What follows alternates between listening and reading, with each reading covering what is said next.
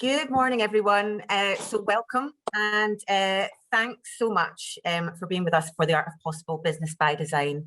I'm Susie Mitchell, the Programme Director for Glasgow City of Science and Innovation, and Art of Possible is brought to you today by Glasgow City of Science and Innovation and our partners Technology Scotland. So we established Art of Possible about 5 years ago, actually, with the intention of inspiring and supporting greater tech adoption and collaborative innovation in SMEs to enable business survival, resilience and growth. So we wanted to create a friendly and informal space, once physical, now virtual for the moment, where innovation ready and the innovation curious could hear from a range of leaders from the world of business, academia and more, and critically, leaders from a range of sectors who were bold, creative, innovative and collaborative in their approaches.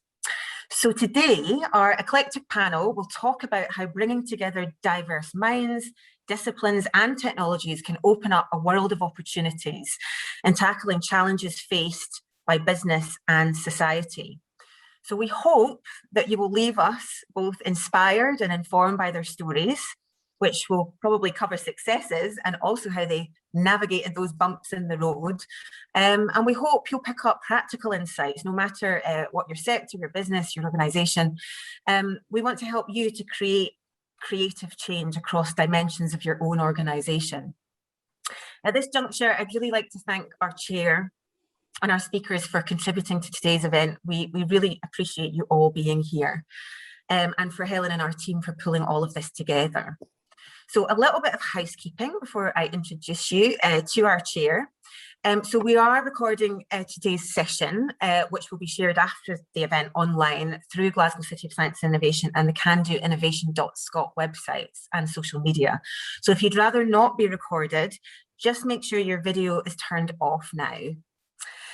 The format will be a short intro from each of our speakers, followed by a moderated discussion before the chair opens up the discussion to the floor. We've already received a few questions from you, which is great when you registered, but please send in any questions as they occur. Just put them into that chat box. So there's a Q&A chat box. If you've got something you want to ask, put it in there. So for now, just make sure you're on mute. And it is my absolute pleasure to hand over to our host, Caroline Parkinson from the Edinburgh Futures Institute. Thanks very much. Thanks, Susie. Welcome everybody to the Art of the Possible. And thank you for joining us today. I'm Caroline Parkinson, Director of Creative and Sector Engagement Manager for the Creative Industries at Edinburgh Futures Institute. And I work closely with the Creative Informatics Cluster Programme in Edinburgh. My role is to work to support and stimulate data-driven innovation and the use of creative tech in industry, and that is supported by academic and research expertise. And hopefully all together as unison, we're on the cutting edge of innovation in this area. I've been a practitioner in the past in dance, photography and music, and I've held roles that advocate for skills development, have supported funding in Scotland and innovation. And in my spare time, if I have any, I'm on the board of the Scottish Music Industry Association, Architecture and Design Scotland, and the Strategic Director for the Move Summit, the animation and VFX gathering here in Scotland. So I'm delighted to introduce our expert panel for today, for which I'm sure is going to be a fascinating and stimulating session. So Helen, if you'd like to spotlight our panel, we have with us today Sarah Ellis, Director of Digital Development at the Royal Shakespeare Company, Executive Producer of Dream. Lauren Dyer, Director of Strategic Partnerships at the Dimension Studio. Verena Henn, Head of Research and Innovation at the ISOL Labs. And Professor Nick Higgins, Director of the Creative Media Academy at the University of the West of Scotland. So welcome all, and thank you for joining us and preparing yourselves for a chat today and to share what you've been up to. So before we get into a panel discussion amongst ourselves, in which we've woven in questions that we've already received from the audience, we'll give you a chance to share what you've been doing, to stimulate the discussion and to showcase to everyone who's watching what you've been up to this point. And so let's get started by kicking off with Sarah. If you would like to take us through what you've been doing, Sarah, and and then come back to me after a few minutes and I'll hand over to the next. So Sarah is an award-winning producer whose current role focuses on exploring new artistic initiatives and partnerships at the RSC. Latest partnership, Dream, which I mentioned, is the Audience of the Future live performance demonstrator funded by Innovate UK, a consortium consisting of arts organisations, research partners and technology companies to explore the future of performance and real-time immersive experiences. She's listed in the top 100 of most influential people, she's going to get embarrassed now, working in gaming and technology by the Hospital Club and the Guardian Culture Professionals. Sarah is chair of the digital agency The Space, established by the Arts Council England and the BBC to promote digital engagement across the arts. The floor is yours, Sarah. Thank you, Caroline. It's so lovely to be here and part of this talk today, and thank you for inviting me. I'm going to attempt to share some slides as we do in this. Working with some of the most cutting edge technologies, actually Zooms and sharing slides seems to be the most fearful aspect of my working life at the moment. But I'm gonna give it a go and just give you a couple of minutes on what we've been up to. As Caroline said, I'm the project director for the Audience of the Future consortium, which was funded by UKRI, which basically is multitasking. Sorry, I told you, which is rare for arts and culture because it's an innovation fund. And I'm delighted to say that what I wanted to do was bring together a series of arts and culture organisations, technology partners and research organisations for us to research and develop the future of live performance. And to quote another UK cultural icon, I think David Bowie's line, "Tomorrow belongs to those who see it coming," is a really good unifying quote for us. But effectively, Dream was a culmination of this collaboration, but we were hit by the pandemic as all of us were, and we were due to do a performance in Stratford-upon-Avon last year, and we had just recorded the orchestral music and we had to stop, and it was really, really painful process. We had to dig ourselves out of that and find tenacity, connection in a consortium at such a challenging time. And we had to create a massive pivot from in-person audiences and innovate ourselves into an online performance. So this March, we presented Dream, which was a live online performance set in a virtual forest. And effectively, we shared this equitably across mobile, desktop and tablet, but used some of the most cutting edge technologies to do that. And the reason why we couldn't go down the route of anything further than that is because we did this piece of research and with our audiences, asking them what they wanted, and three compelling things came back to us.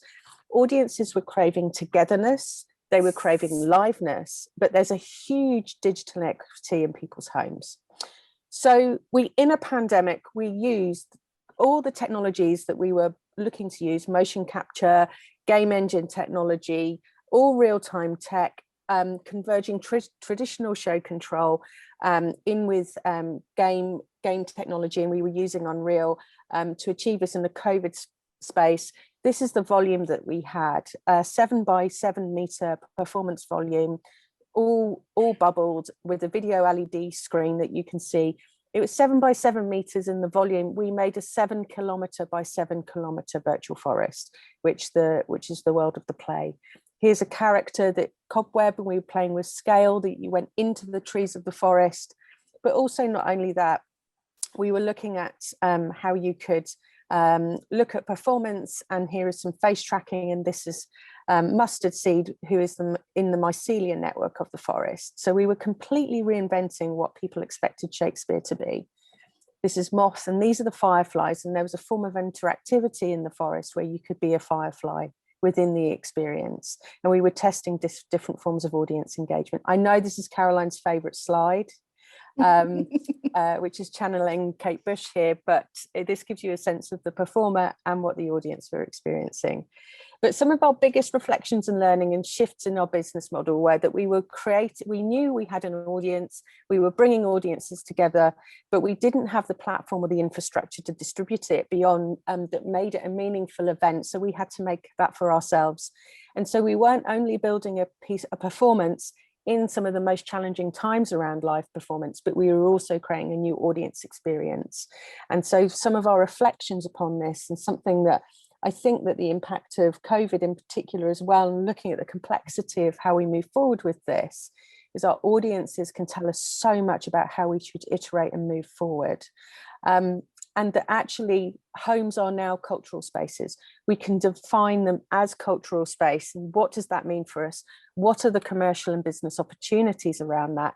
And how can we look at immersive work at scale and mass distribution and equity? And I think that as we come out of this pandemic, one of the biggest challenges we have is addressing the potential inequity between the people that have access to the technology and the people that don't, and how do we convene and bring that together?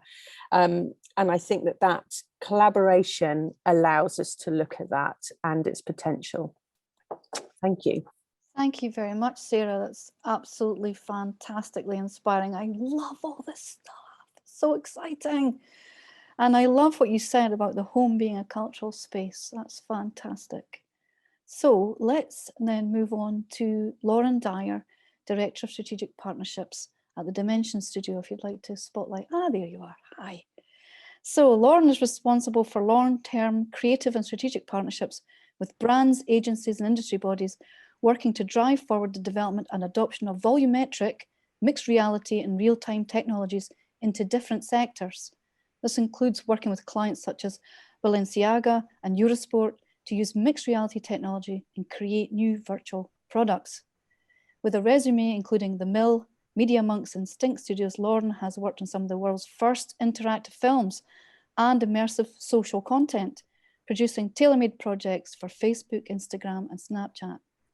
Lauren is an active mentor and judge and part of the BIMA Interactive Technologies Council, and BIMA is the British Interactive Media Association, and has spoken at conferences and events from Advertising Week Europe, Digital Shoreditch and D&AD. In 2020, Lauren was named a BIMA 100 Tech Trailblazer and a Pitch Magazine Superwoman. I mean, come on, what a great title. So Lauren, take the floor. It's all yours.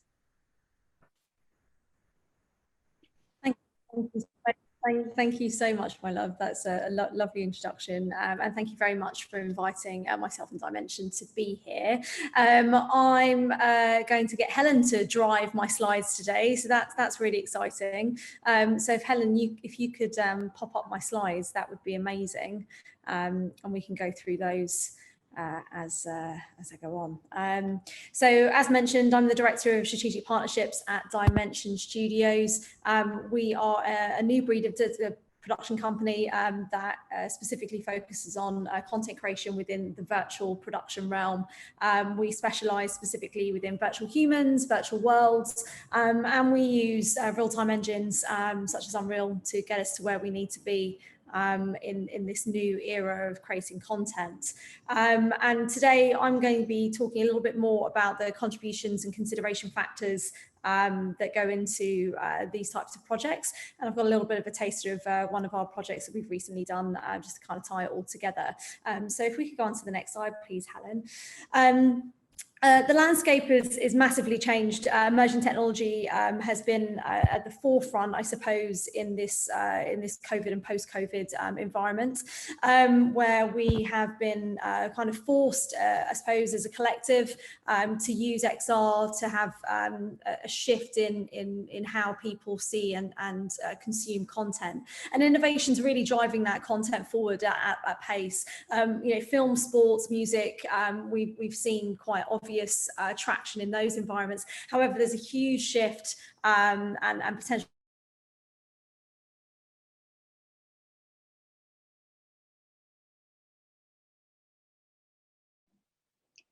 Well, we seem to have lost Lauren briefly. Hopefully she will return shortly. Lauren is tethering because her Wi-Fi isn't the best. So maybe we could try again later with Lauren and move on now to Verena. So Verena, if you'd like to be spotlighted there, Helen, with Verena. Hi, Verena. Verena is Head of Research and Innovation at ISOL Labs, the R&D arm of award-winning digital design studio ISOL in Glasgow. They explore the creative application of immersive and interactive tech and how they can shape new audience behaviours. Verena originally joined ISO via a knowledge transfer partnership with the University of the West of Scotland.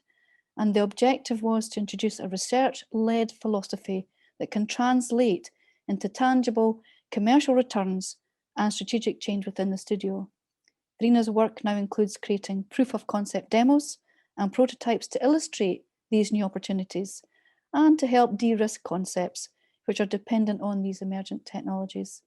Prior to her posting at ISO, Verena worked as a creative technologist in Germany and Hong Kong and has had extensive experience in developing interactive installations for events, trade shows, and permanent exhibitions. That's the real world, isn't it? So over to you, Verena, for your short presentation.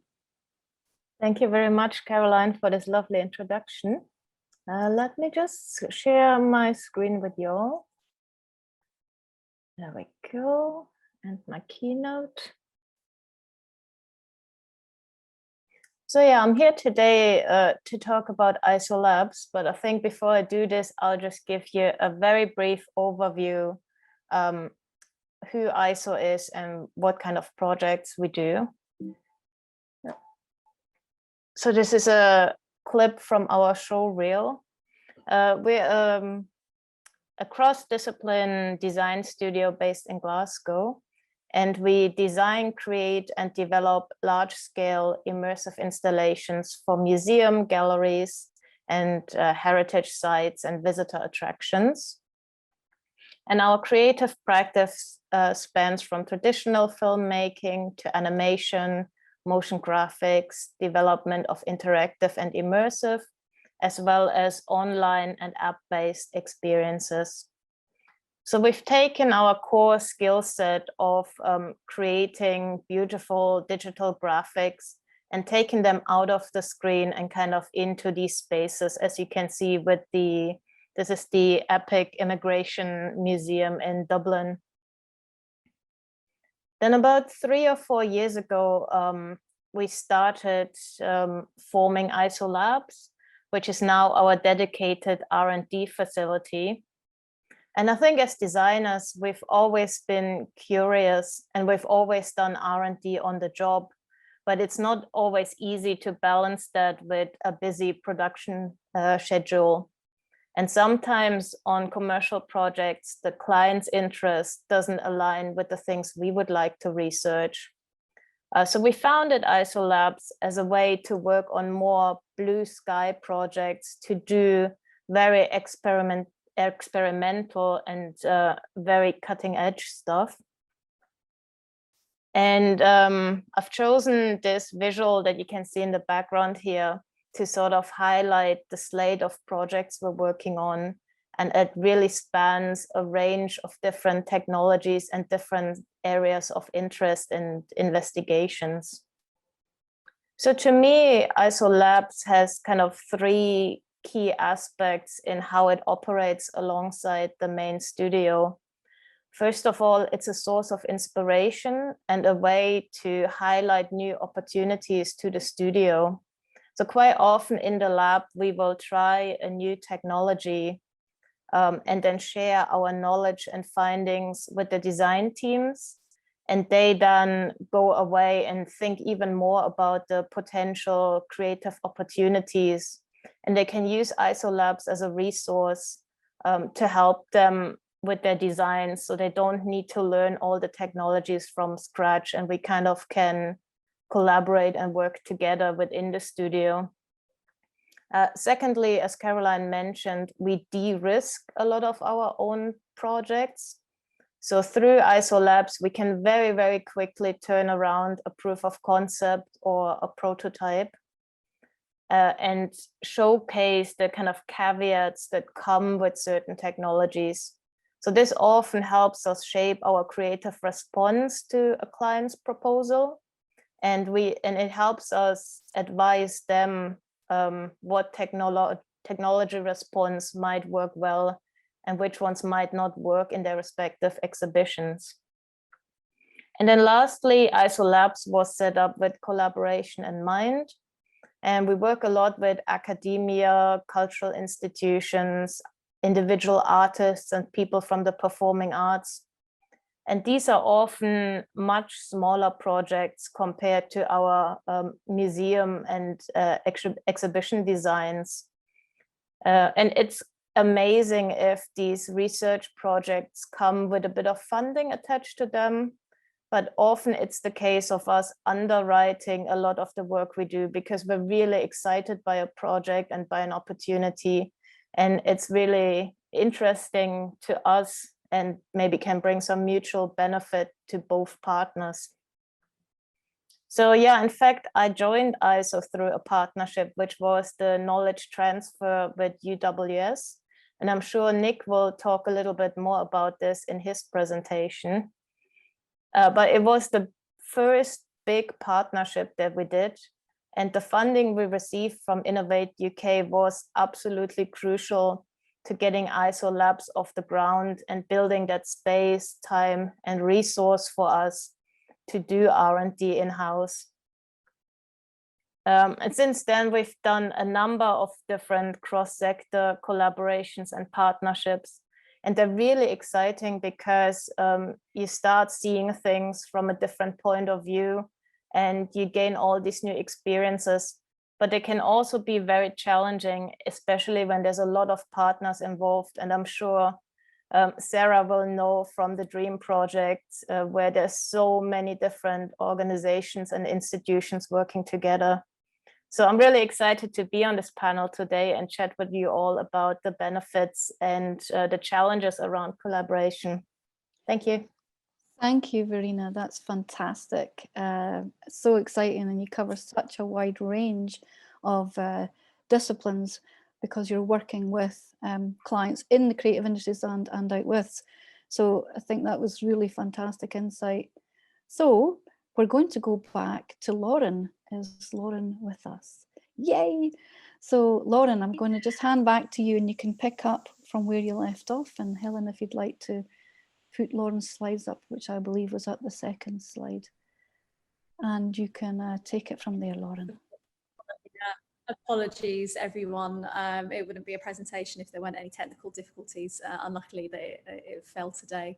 So just going back and to reiterate the evolution and scale of it all. So from the advancement of real-time technology, it's enabled things like volumetric capture and therefore digital humans and virtual production and the things that we do here at Dimension to really not have the barriers as much as we perhaps were presented with technology a few years back. Experiences were left quite clunky because they didn't have the right hardware, but I really feel like it's quite an exciting time now because the technology is having a fantastic convergence once again with creativity, and muchly for the right reasons and not for tech's sake. And I think that it couldn't have come at a better time when we're kind of seeking and desperately wanting that connection, back with the world and other people. And I'm really hopeful that the future of XR in these areas are going to finally start living up to our expectations. Helen, if we can go on to the next slide, that'd be great. So the three things that I think have come away massively along in the last couple of years is hardware, the experience, and clear ROIs. And I think fueling the advancements in devices and platforms that have hugely evolved from expensive, bulky devices with wands and external sensors to being self-contained, integrated hardware with headsets with hand tracking, or even just mobile devices that are able to support beautiful web experiences now. Therefore, the experience is much more frictionless. The user experience has a lot less barrier to entry and is hugely accessible, which has been a massive learning curve for a lot of brands and agencies for that necessary user adoption that is prevented as a barrier for the XR community. Problems with motion sickness and gestures and natural user interfaces, almost like seemingly thing of the past in the things that we're seeing that are ever present now, especially on mobile, and those devices being up and ready for where we want them to be.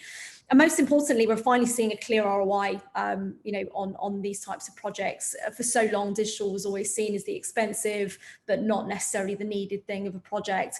And as this market, for me, emerging technology, is exiting, I suppose, what is called its infancy stage. There's, it's taking a few steps in a more mature, scalable business models, and clear ROIs are starting to emerge. Facebook recently announced, its Oculus Quest is its second biggest its second biggest source of revenue after advertising, and that its headsets, are scaling and selling as fast as they can be produced, which is incredible. So we're definitely seeing, those ROIs. Helen, if we could just quickly go on to the next slide. And these considerations and ROIs, we're looking at the tick boxes of these things. XR has brought a whole new realm of brand awareness. It's allowed, incredible stories to be told in new and interesting ways. The cost savings for developing experiences in XR, that perhaps, post-COVID in real life would cost significantly more, has allowed businesses to scale and provide solutions that scale for fractions of the price. And this kind of value propositions for customers to engage with XR is higher, than standard media, with access to immersive experiences being easier than ever. XR, is used to create a one-of-a-kind, personalized experience for the consumer, really bringing them together with the experience, and that creation of incredible B2C relationships that I think people have really been striving for. And these scenarios that otherwise would have been impossible to become a reality for anyone, allowing for a new wave of consumer experiences is facilitated this, for me personally, it's an unmatched immersion. And lastly, the time that's saved through these XR allows businesses not only to kind of rinse and repeat experiences at a much higher rate, but also expand, collaborate, make additions to, and then make them grow at a faster rate. Next slide, please, Helen. And this it kind of goes into the distribution opportunities, and I touched upon this earlier. Mass adoption in these areas for XR has been really fought hard by all of the XR community to ensure that there is multi-platform publishing, that there are framework applications that these things can go into, and it just keeps on getting better and better, and it's finally matching up to people's expectations. And that frictionless low barrier to entry issues that we've faced historically in this area, we're finding that the rise of social media, and therefore the immersion there with Facebook, Snapchat, TikTok, and even now web AR, we're finally being able to get this really interesting, exciting content more readily accessible into the hands of the consumers and to the audiences that have really deserved them. And I'm going to quickly show you a project that we've just completed for Balenciaga, which had a lot of these issues that perhaps a couple of years ago a project like this just simply wouldn't have a place to live. And Balenciaga were very brave, as a very well-known brand, to kind of put all their eggs in a basket for a project like this, where during COVID, the simple problem for a company, how can we create a catwalk show that can be visible and viewable and exciting, that's right for our audience, but also is really pushing the boundaries in this area. And Balenciaga was a great example of that, where we drove our mobile truck solution to shoot 50 volumetric models to put into essentially a games engine that was available on the web, and that was accessible to everyone by QR code. Yeah, it was a really great project to work on. If we can just show the film, that'd be great.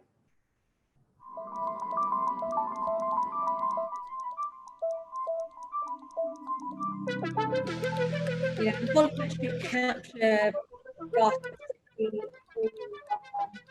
that's the motion of the garment so well, and our processing pipeline enabled us to create better footwear and eyewear features, reflective surfaces. This really faithfully recreated and tracked onto the final models. The prop replacement on that, again, wouldn't have been so readily accessible if it wasn't for our new advancements in these pipelines. And in short, this video shows you what was achieved to kind of bring this experience to life.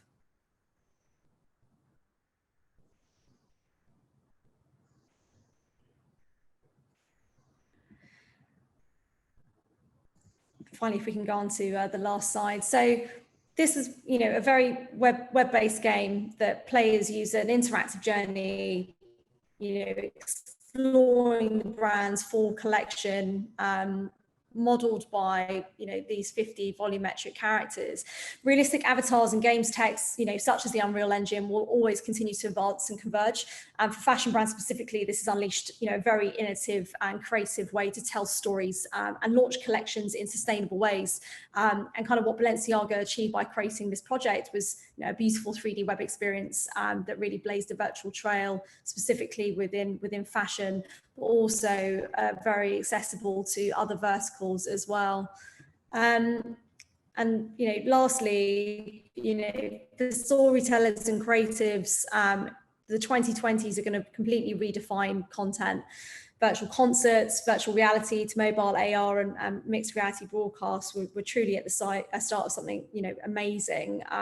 Yeah, I'm really stoked that Dimension can be a bit of a blazing sword for XR content and virtual entertainment. Yeah, and I'm very excited to speak a little bit later. I suppose that's all from me, and back to you, Caroline. Thanks, Lauren, and you must have had your heart in your mouth when your Wi-Fi didn't work. Yeah, I know, so annoying, but apologies for that. Yeah, and I look forward to speaking more on the panel a little bit later. Yeah, great. Thank you for picking that up again and delivering, no problem. Great. So now we move on to Professor Nick Higgins, Director of the Creative Media Academy at the University of the West of Scotland. Hi, Nick. So Nick is an award-winning filmmaker, academic and curator. He's the founder and program leader of the Masters in Filmmaking degree at UWS and lead academic on UWS Immersive, an interdisciplinary research cluster on virtual reality. His films have been broadcast across numerous territories and continue to screen at film festivals internationally. Over the last couple of years, Nick has also produced several interactive documentaries on the uws.io web platform. Check it out. And in 2017, he directed and co-produced his first 360 virtual reality documentary. I need to check that out, called The Circuit. Since then, Nick has co-curated the virtual reality program at the Glasgow Short Film Festival, hosted 3 research symposiums on XR, and led on a 2-year Arts and Humanities Research Council funded knowledge transfer partnership, which obviously Verena was part of, and the award-winning ISOL Digital Design Studio, which Innovate UK commended as outstanding in 2021. Hurrah! So over to you, Nick, for your intro, and then we'll get on to the panel discussion. Thank you, Caroline. Let me try and share this screen. Is that up? Everyone can see it. Okay, I'm going to quite quickly take you to the team, really, and it's just to say in this particular area of what I suppose most people are calling XR these days. It's both an innovation and it's a challenge really for an institution like ours, the University of West of Scotland. And so in 2017, we set up this interdisciplinary research group, and we launched it by funding 5 different PhDs. It might not surprise you that a number of these were to do with education. So we've been looking at how XR can improve the way we deliver our teaching. We've been asking quite rigorous questions about whether or not it improves retention among students. There's a lot of claims made for using headsets and what that brings. We've also been looking at what it offers in terms of communicating abstract concepts, perhaps in maths and physics, and also the gamification of learning and serious games. We've been looking as well at how XR can help with the palliative care for the disabled community, also how it helps in terms of simulations in health and safety around on oil rig training, and also a more general sort of philosophical inquiry about the use of empathy and understanding empathy within VR experiences. So this is a number of the PhD students and supervisors here. And that, if you like, is the traditional model that academia would pursue research by, which is setting up a PhD, a 3.5-4 year project, and setting somebody run into a particular area. But more recently, and this is the part that may interest the business community here, if you don't know about it already, is that UWS has got very involved in the knowledge transfer partnership area. Now, this is a mechanism whereby you can set a project running for between 1 or 3 years that isn't blue sky. It's very business focused and involves the hiring of a KTP associate who works in this particular business challenge with the view of creating a commercial return at the other end. Generally, they are products that people are trying to create.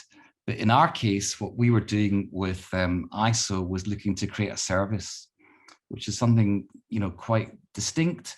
And as Verena has already mentioned, whilst our project started out looking at all sorts of areas of immersive, so augmented reality as well as virtual reality, interactive room design products, as well as smaller audio, 360 audio products. Ultimately, what we wanted was a service that could be offered to all the clients in ISO, and to create an R&D unit that de-risked really many of the larger commissions in this area. Because one thing we discovered when researching and interviewing a lot of the clients is that people, much like the audience here today, are very interested in getting this area, but they're not quite sure how it will turn out, how much it will cost, or in the context of COVID, how the audience really can interact. So what we wanted to do was set up a unit whereby clients could, if you like, dip their toe and also just take advantage of us having already explored this area. I'm going to show, if it's all right, just a little clip from one of the proof of concept products that we created. And again, this is really for us to learn about certain technology, in this case, photogrammetry and using something that's interactive with the hands. So it's called Crystal Palace. I'll just give you a wee taste of this.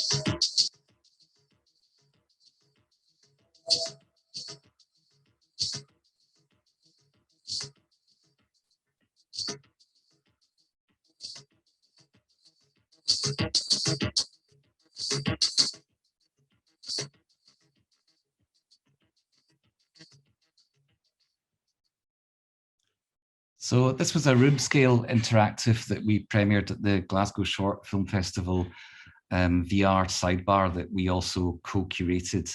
And it's the second time that we've co-curated a program with the Glasgow Film Festival. And we took conducted some audience research around that as well. And I think I sort of said, and it was mentioned in my introduction, my way into this has been really film and cinema. And originally when we started this work, we very much had film and cinema as a reference point. But I feel the big move for us now has been to start to see XR as an art form really in its own right. So whilst there are very clear enterprise and commercial applications, this still remains a main area of interest for us. What is the nature of this art form? What does it involve? Can it really be delivered in the living room like the Dream project at the beginning? Does it require large-scale room interactives? How does that work within a media ecology and an exhibition ecology? And so we have a number of projects that continue to ask these kinds of questions. One area that we're working on at the moment is, and this is one of my PhD students, Tessa Ratsuska, is we're looking at the social aspect of VR, which has become quite big during COVID, and asking questions really about the inclusivity of these platforms and the ethical means of engaging with them. There's a lot of chat about metaverses at the moment, and this does seem to be an area of growth, especially as games sort of crosses over with this kind of world. So that's what UWS Immersive does. We do a number of things that are related in the enterprise space and the entertainment space, but also in asking these kind of more tricky ethical questions about the platforms and about the technology itself. Thank you very much, Nick. So I hope for everyone that's listening and watching today that has been a fantastic fueling of your imagination and has informed you of all the activity that's going on across the UK in this field. If you would like to spotlight all the panelists, Helen, so we're all on the screen, that would be lovely. So I have had questions posed for you from people who have registered and are now with us. And so I'm going to group those questions around the themes that have emerged and pose them to the person I think might be best to kick off. And then you can jump in if you feel you would like to add, otherwise I'll go on to the next theme. Any other questions that pop up into your minds, please put them in the chat and I'll do my best at the end of this to ask them. So first group of questions that have filtered up are around skills. So Nick, get ready for the skills questions. Some of the questions that have come up, and you can feel free to start anywhere you like in this mixture. What are the key skills needed in the creative industries workforce to facilitate this sort of work? Compared with HE, where I know you work, do you think FE media students are getting enough access to vocational training in AR, VR, etc.? And you know, because you see FE students coming to you in the 2+2 kind of arrangement, so you might see what FE are doing. And I know that FE are very well equipped, so that's an interesting question that someone has posed. Do you feel there's a skills gap in VR? And if so, what is it? So really, it's just a flavour of the questions and the areas of interest. And I wonder if you'd like to give your thoughts on those. Yes, thank you, Caroline. I mean, this area of XR, I think, does pose a particular challenge for universities. I was seeing it kind of briefly in one of the breakout rooms before. We deliver undergraduate degrees as film, television, music, performance, journalism, and arguably that's a bit of a kind of silo kind of route. What you really need for XR are multidisciplinary teams. Right. And we'd like a wee bit of somebody from film, a wee bit of somebody from games, a wee bit of somebody from performance. And then I think you start creating the interesting experiences.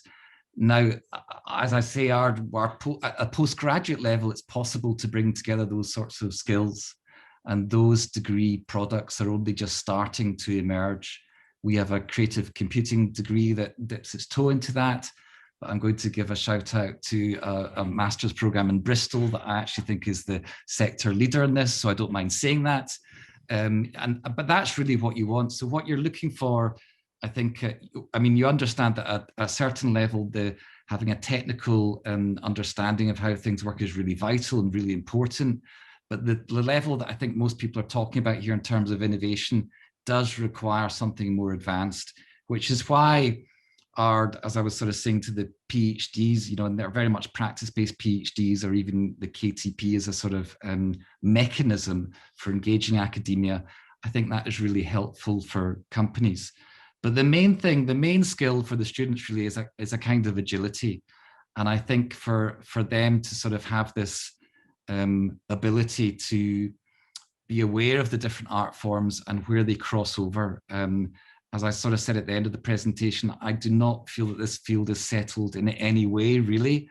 I mean, we are starting to see elements of it emerge in the enterprise zone, in terms of the use of simulations, in terms of the use of sort of educational learning experiences.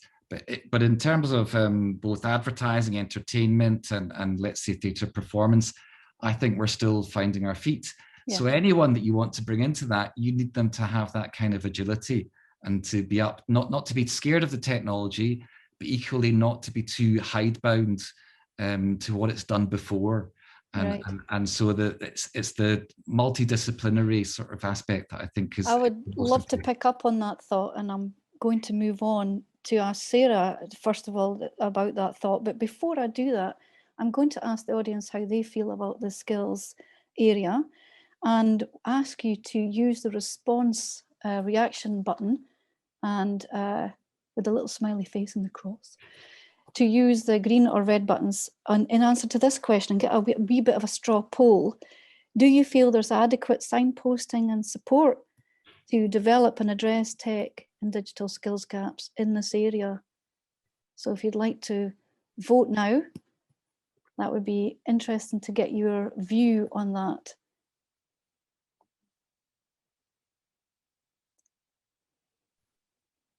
I'm probably going to say, no. What about others? I think there's provision, but I'm not sure about the signposting. So it's just kind of, that's my reaction. What do we have from the participants? Do we have a poll come in from the reactions? Yes, a couple of crosses have appeared. I think it might be the signposting issue, but I wonder about provision.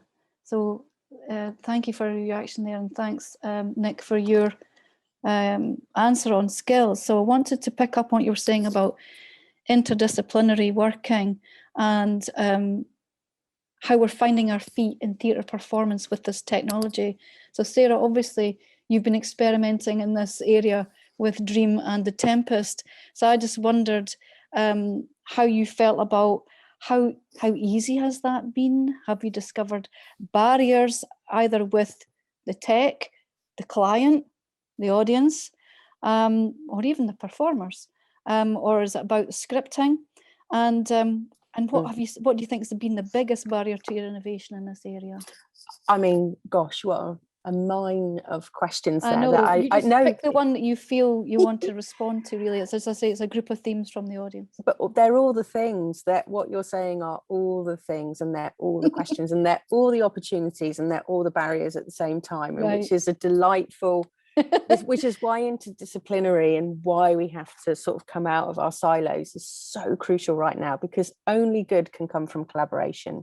Because what you're doing is you're asking the questions, you're creating a space to convene. And one of the challenges around Dream is, were we making a film, were we making a game, were we making a piece of theatre? So we had to have people at the best of their ability and the best in the sector to convene around that and look at those questions. And some of the outcomes are, you know, different hierarchy. You have to break the hierarchy in order to reestablish the hierarchy. You have to go really flat in order to find out what the new systems and what the new ways of working are. And that's where we're at right now in making this work. We have exceptional talent, but the pathways and the ways, the infrastructures of making that work, we are emerging and we're learning. So we had huge discourse with theatre production and how we make our work in a theatre cycle, alongside a design studio, a digital studio that was making the assets, and then alongside that we were making the performance space for that. So I feel like in this present we've cracked open the future, and this is the first draft. But take a step back, we can look at those are strategies for us. You know, we have to look at ways of working, we have to look at the skills involved, and the people that were best adapted to that were the people that could listen and collaborate, and that's an interesting thing. But I think more fundamentally is that if we want this work to truly be innovative, we have to question ourselves around, are we building an inclusive future?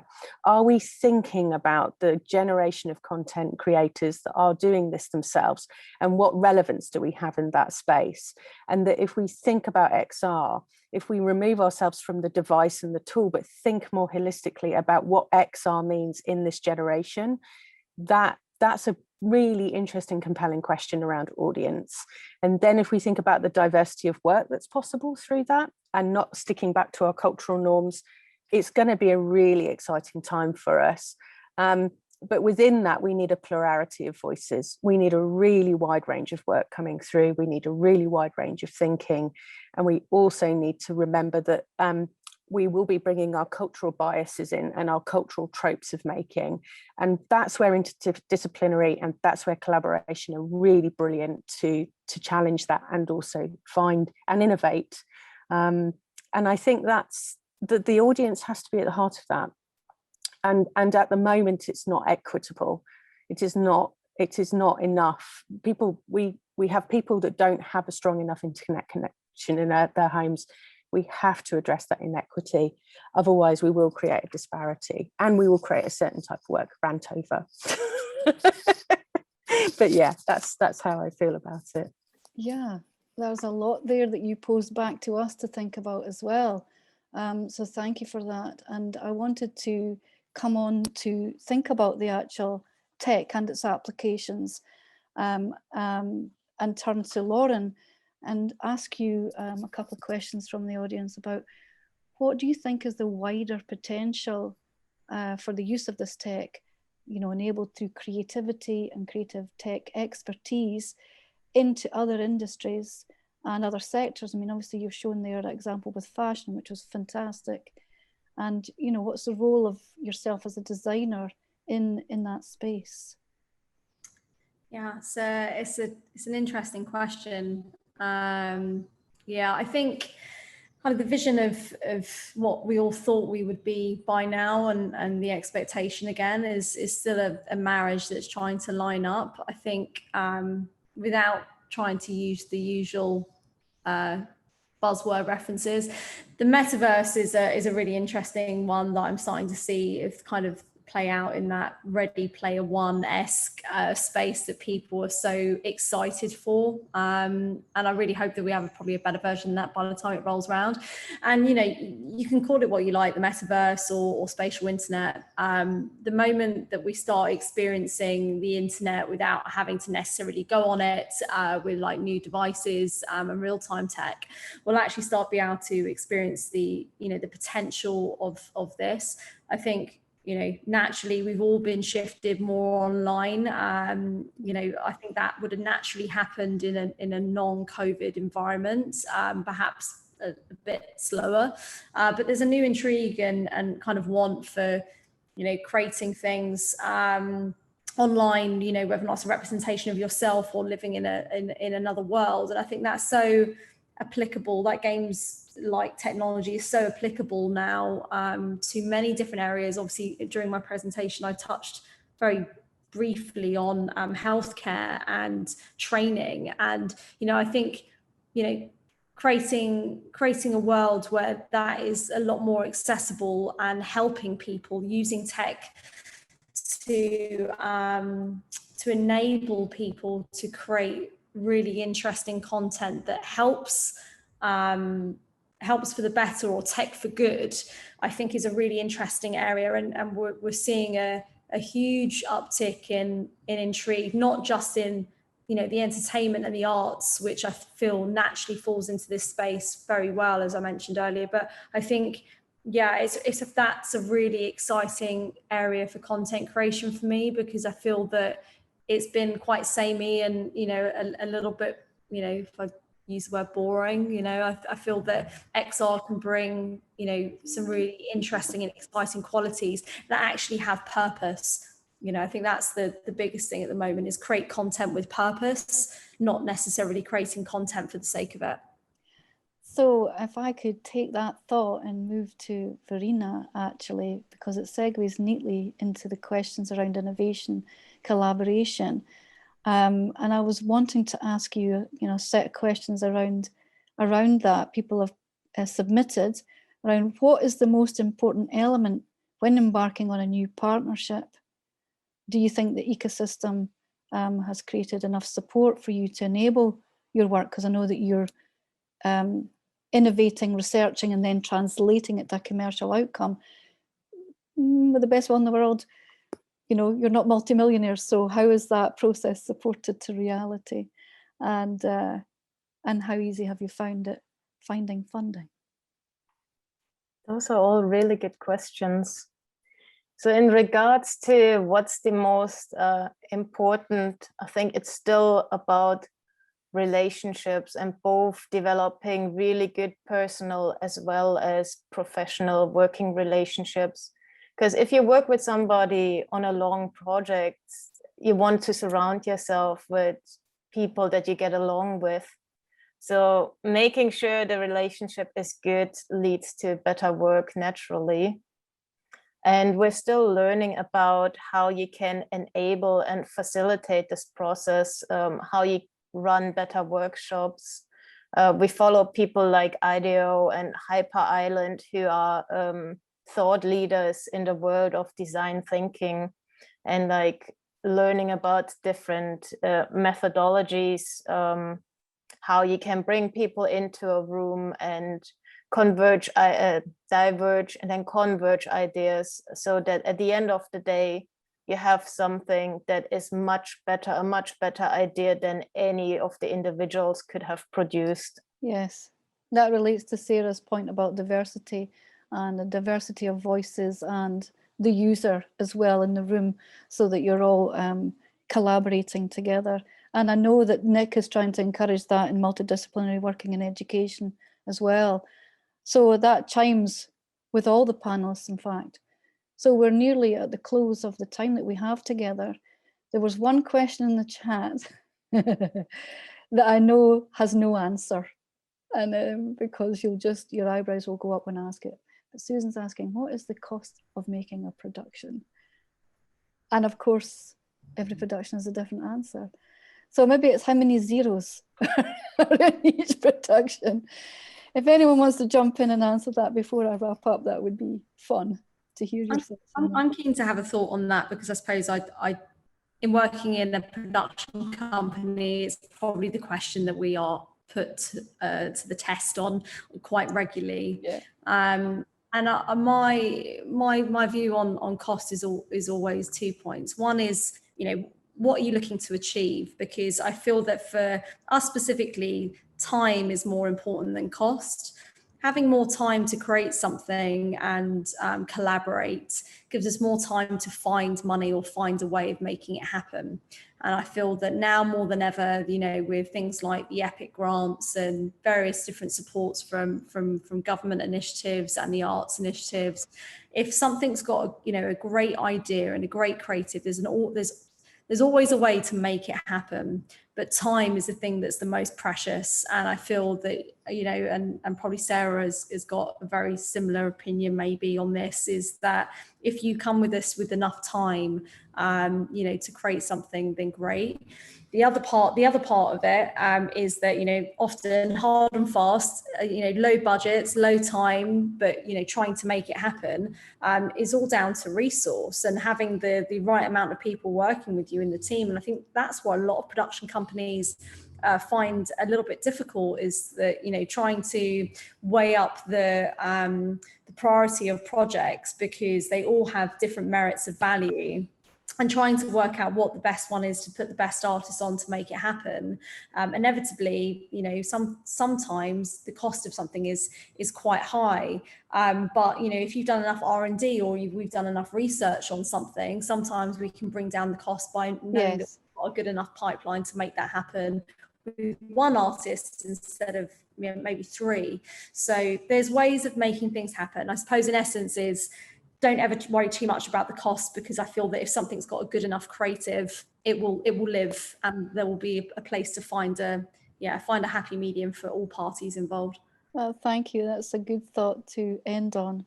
So thank you to our panelists today for sharing your projects and your visuals and letting us see the work, which has been fantastically stimulating, and for your responses to the audience questions.